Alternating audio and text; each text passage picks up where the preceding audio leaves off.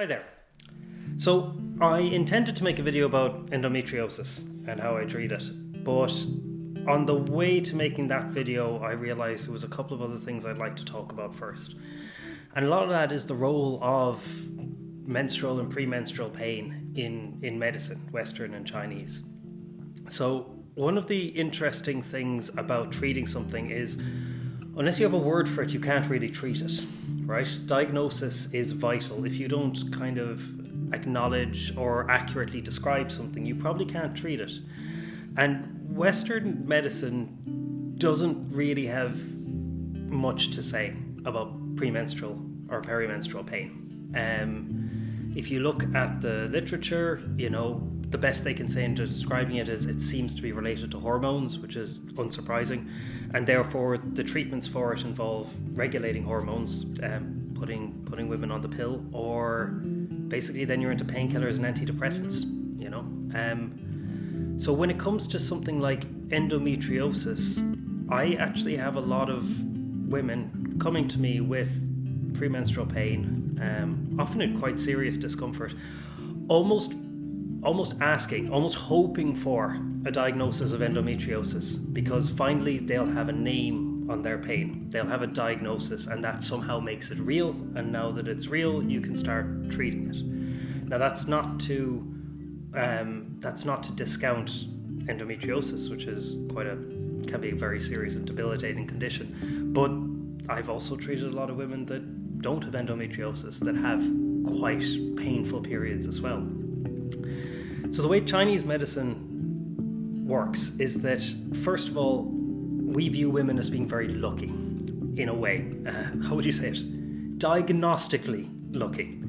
In that, from our perspective, so many different systems in the body are related to the kind of the cycle of a healthy period or a healthy menstrual cycle, that by measuring aberrations in any one aspect of it, you can kind of get an idea of the whole system of the body. So by aspects, I mean regularity, duration of the cycle, duration of the bleed, discomfort before, during, after, and also the quality of the bleed itself, colour of the blood, presence or absence of clots. All of these different things and many, many others are taken into account in Chinese medicine diagnostics, and all of them have their own underlying reasons. The reason I'm not going to go into that in too much detail is because when it comes to uncomfortable periods or endometriosis or PCOS, it's almost all, actually I think it's always multifactorial. It's never one thing. There's never like one herb or one change you can make that's going to regulate all of this stuff. It's what we call in Chinese medicine mixed patterns of deficiency and excess. What that means is that certain aspects of the body are underperforming, they're in hypofunction, and certain aspects of the body are overperforming or in hyperfunction. So some bits need to be nourished, some bits need to be reduced.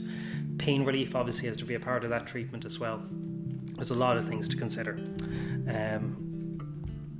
Should have turned my phone off really.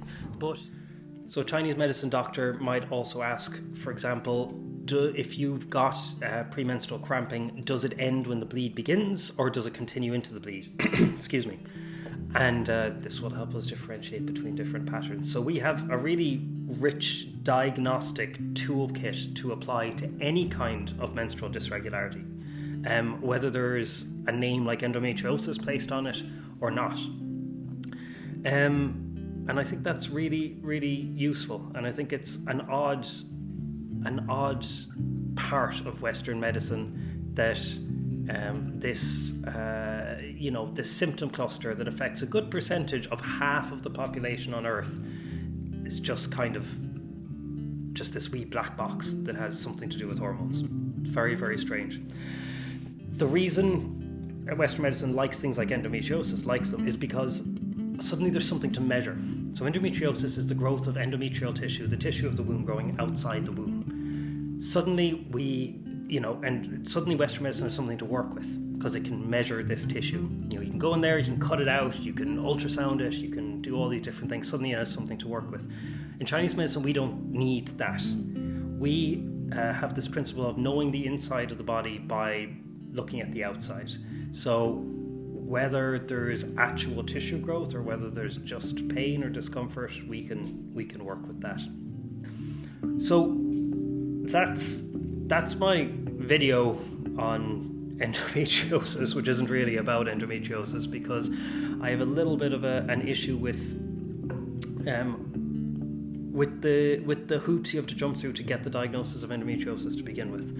So it's more about just Chinese medicine approach to a healthy cycle, really. And I hope it's useful. And if anyone has any questions, send me a private message or leave a comment, or post an angry letter or huck a rocks in my window or something like that. All right. Thanks for listening, guys.